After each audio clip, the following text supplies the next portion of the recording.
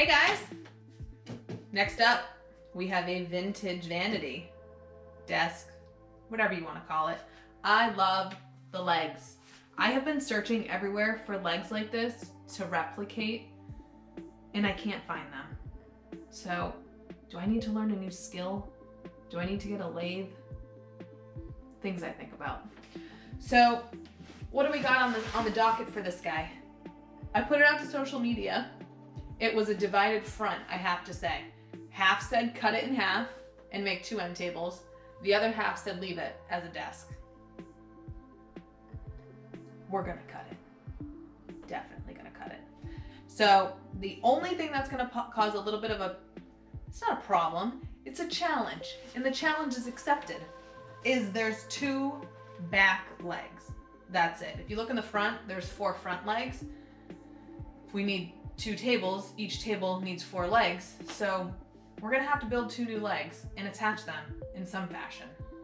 I haven't quite thought that through yet. Maybe I should do that before I cut it in half. Or should we just wing it? I don't know, winging it sometimes works, but let's get it. I'm excited.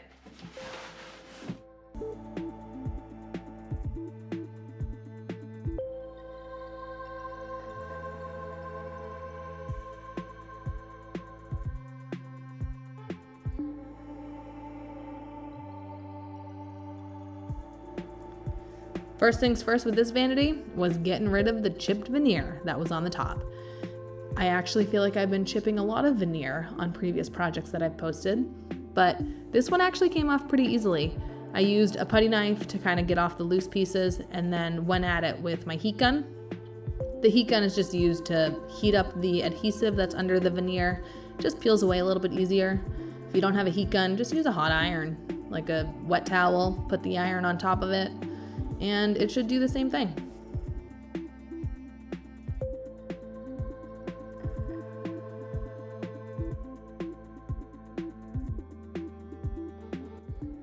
Prime example of figuring things out as I go.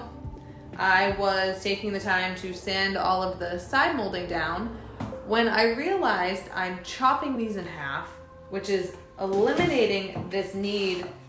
Oh, I found some printer paper. Look at that, score. It was my friend's, maybe I should give it back to her. But she'll watch this video and chuckle. Anyways, this middle drawer is gonna go bye-bye once I cut this thing in half. So that gives me probably about 12 inches of extra top that I'm not gonna need.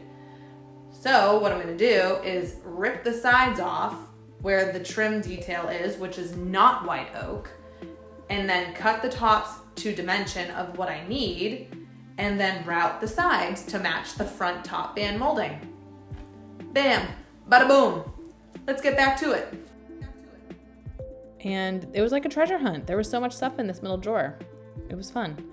Anyways, I actually kind of like taking pieces of furniture apart because you can see and understand kind of how old a period piece is.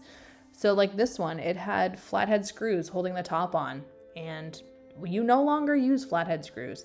Phillip head screws were the things that everyone transitioned to. So what time period is flathead screws? I have no idea. You can Google that on your own. But I carefully and gingerly took out the middle plywood piece here. I always like to save lumber wherever I can. I mean, with the sky-high prices of lumber in the recent past, you know what? Reduce, reuse, recycle wherever you can.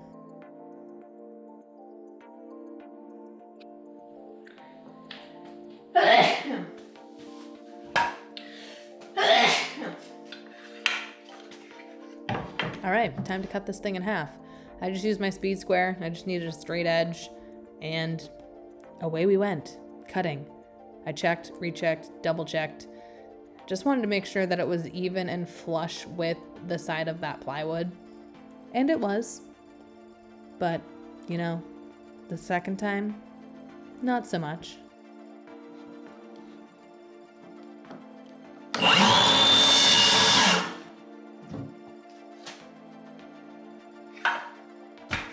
Wrong side of the line, Tamara. Wrong side of the line.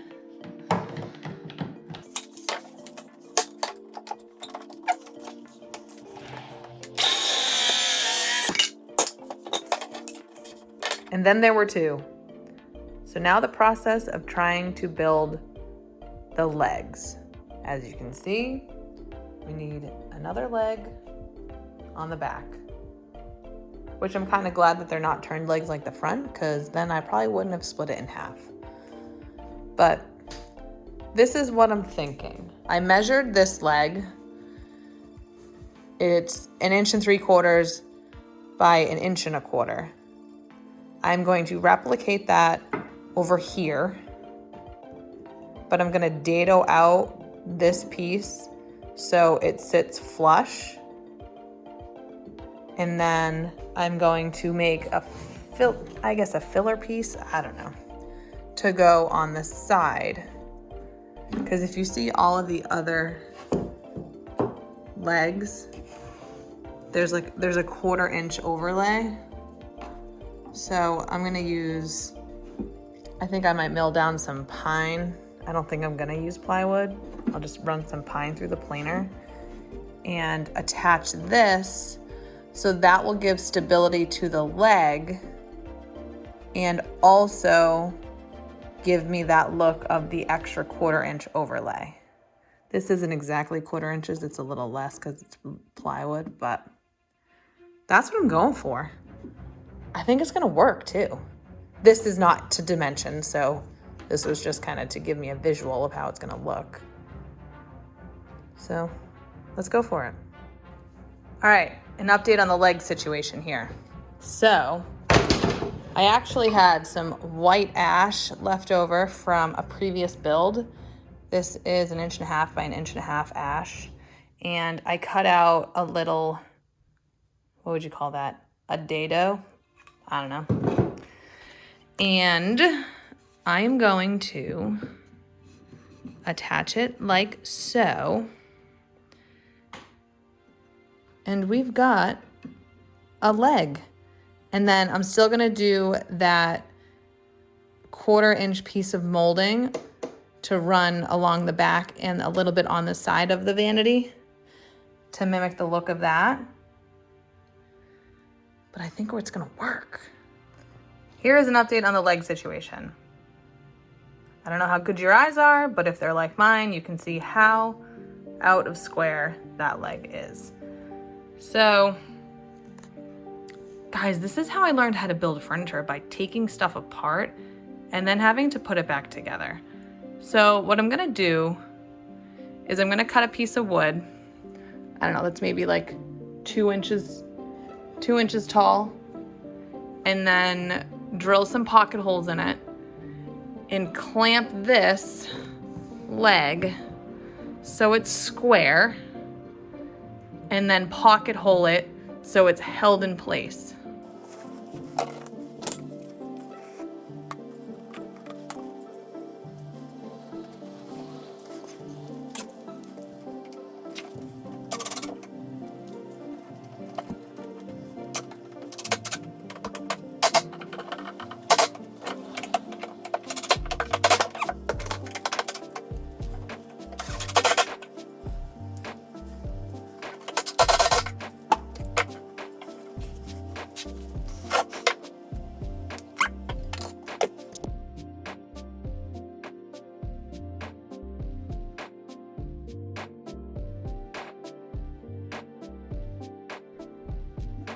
Once I was done sanding everything, I actually went through and just repaired some of the veneer with the CA glue that I have.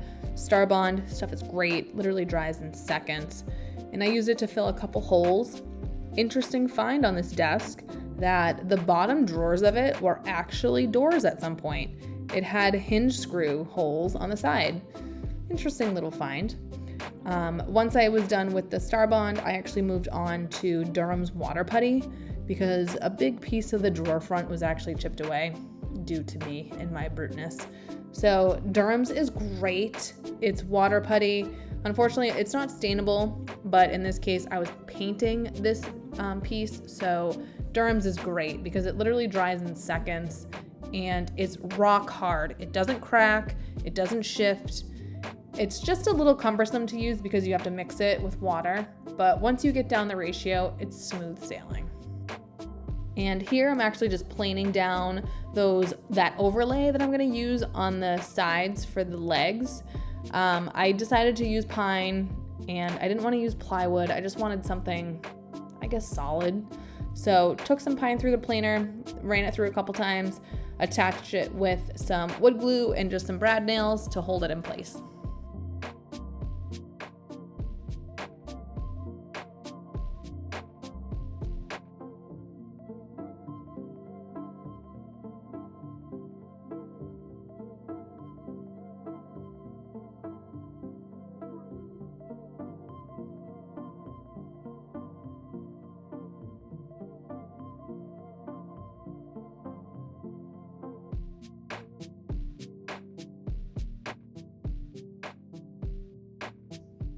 Yay! Happy dance. Building is done. Moving on to finishing. This is a bear paint.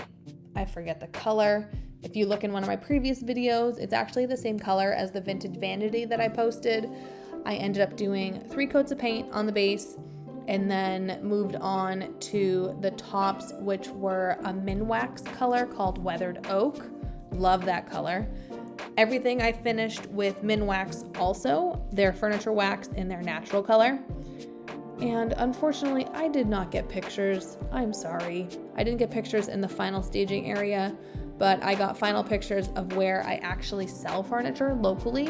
So you'll see a couple pictures coming up. But thanks for watching, guys. I appreciate it, as always. I do apologize. This video took me quite a long time to get out, but there are more to come. Life happened, unfortunately. Other things came up, but I hope you enjoy the before and the after. This was actually a really fun build. So, thanks.